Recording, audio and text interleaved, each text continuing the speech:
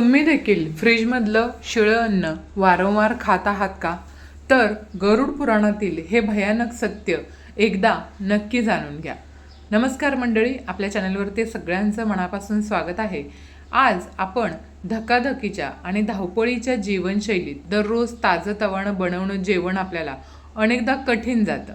तर नोकरी आणि व्यवसायाच्या व्यापात वेळेची बचत करण्यासाठी भरपूर लोक फ्रीजमध्ये आदल्या दिवशी उरलेलं अन्न ठेवतात आणि दुसऱ्या दिवशी वेळेअभावी तेच अन्न पुन्हा गरम करून खातात. तसंच कामाच्या गडबडीत अनेक जण अंघोळ न करता घाईघाईत स्वयंपाकघरात शिरून स्वयंपाकाची कामं उरकतात. पण मैत्रिणींनो, आपल्या या रोजच्या साध्या वाटणाऱ्या सवयींबद्दल हिंदू धर्मातील अत्यंत महत्त्वाचा आणि पवित्र ग्रंथ असलेला गरुड पुराणामध्ये काय सांगितलेलं आहे हे आपण सविस्तर जाणून घेऊया. त्यासाठी चॅनलवरती नवीन असाल तर चॅनलला लाईक करा आणि एक सबस्क्राईब करायला विसरू नका. चला तर मग आपल्या व्हिडिओला सुरुवात करूया.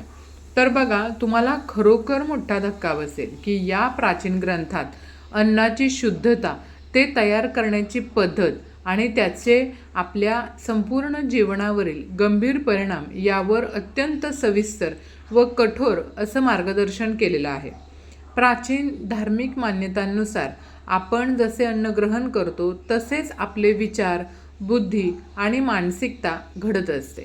गरुड पुराणामध्ये अतिशय स्पष्टपणे सांगितलं आहे की जास्त वेळ साठवून ठेवलेलं किंवा शिळं झालेलं अन्न आपली सात्विक वृत्ती पूर्णपणे नष्ट करते. अशा दीर्घकाळ ठेवलेल्या अन्नाला हिंदू शास्त्रामध्ये तमोगुणी मानलं गेलं आहे. जेव्हा आपण उघडे किंवा खूप वेळ साठवलेले अन्न खातो तेव्हा त्यातील अदृश्य नकारात्मक ऊर्जा आपल्या शरीरात थेट प्रवेश करते. विशेषतः सूर्यास्तानंतर आणि मध्यरात्री अशा उघड्या किंवा साठवलेल्या अन्नामध्ये सूक्ष्म जंतू आणि नकारात्मक शक्ती अत्यंत वेगाने वाढतात. असं शिळं अन्न नियमित खाल्ल्याने माणसाला सतत थकवा जाणवतो, अंगात आळस वाढतो आणि स्वभावात प्रचंड प्रमाणात चिडचिड किंवा अकारण राग निर्माण होत असतो. घरातील सदस्यांमध्ये सतत क्षुल्लक कारणांवरून वाद होऊन कुटुंबातील मानसिक शांतीसुद्धा कायमची भंग पावते. केवळ शिळं अन्नच नाही तर अपवित्र आणि चुकीच्या पद्धतीने बनवलेलं अन्न खाणं हे देखील अत्यंत घातक मानलं गेलं आहे.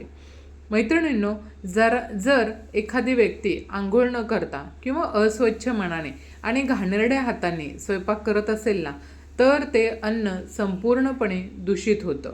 असं अपवित्र अन्न खाल्ल्यानं शरीरातील सकारात्मक ऊर्जेचा ऱ्हास होतो आणि नवनवीन शारीरिक आजार वाढतात.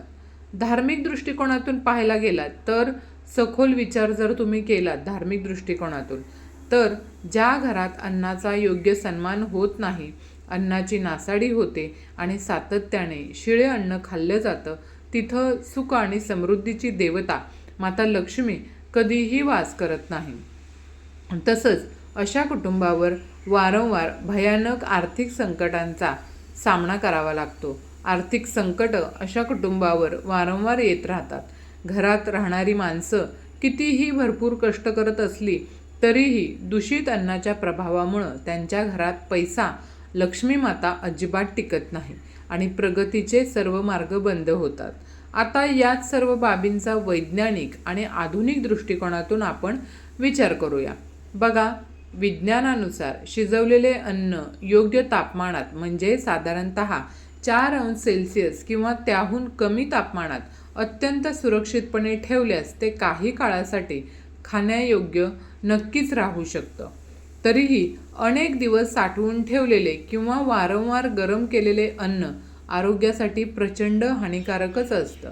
विशेषतः शिजवलेला भात, डाळ, उसळी, दूध, विविध दुग्धजन्य पदार्थ, मांसाहारी पदार्थ आणि कापलेली ताजी फळं फार लवकर खराब होतात. वैद्यकीय तज्ज्ञांच्या मते दीर्घकाळ साठवलेले आणि रंग किंवा चव बदललेले अन्न खाल्ल्यानं पोटाचे भयंकर विकार आणि इतर गंभीर आजार होण्याची दाट शक्यता बळावते. त्यामुळं प्राचीन काळातील आध्यात्मिक शिकवण आणि आजचे आधुनिक विज्ञान या दोन्ही पातळ्यांवर ताजे व अत्यंत स्वच्छ अन्न खाण्याचे शरीरासाठी आणि मनासाठी सर्वोत्तम मानलं गेलेलं आहे. आधुनिक विज्ञानाने आणि तंत्रज्ञानाने अन्नाची साठवणूक करणं नक्कीच सोपं केलं आहे. मात्र प्राचीन ग्रंथांमधील ताज्या आणि सात्विक अन्नाचं महत्त्व आजही तितकंच प्रासंगिक आणि महत्त्वाचं आहे. कुटुंबाच्या उत्तम शारीरिक आणि मानसिक आरोग्यासाठी ताजं अन्न ग्रहण करणं हाच नेहमी सर्वात सुरक्षित आणि योग्य मार्ग वाटतो. तर यासाठी आपण दररोज नित्यनेमाने ताजं अन्न बनवायचं आणि ताजं अन्नच खायचं आहे. तर मैत्रिणींनो, हा व्हिडिओ तुम्हाला कसा वाटला मला नक्की कमेंट करून कळवा. आणि व्हिडिओ आवडला असेल तर आपल्या चॅनलला लाईक करा, शेअर करा आणि सबस्क्राईब करायला अजिबात विसरू नका. धन्यवाद.